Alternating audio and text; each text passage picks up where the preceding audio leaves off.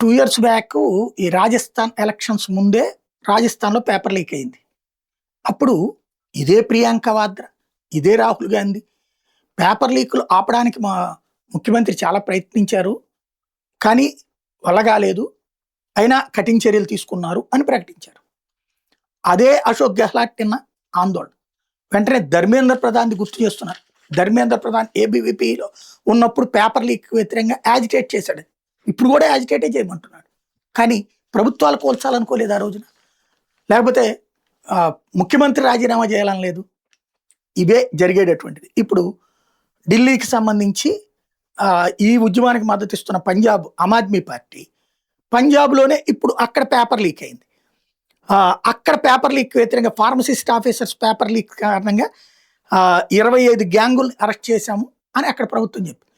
అక్కడ ఆందోళన చేసిన వాళ్ళని చెదరగొట్టింది. అక్కడ చేస్తే శృంగారం, ఇక్కడ చేస్తే వ్యభిచారం.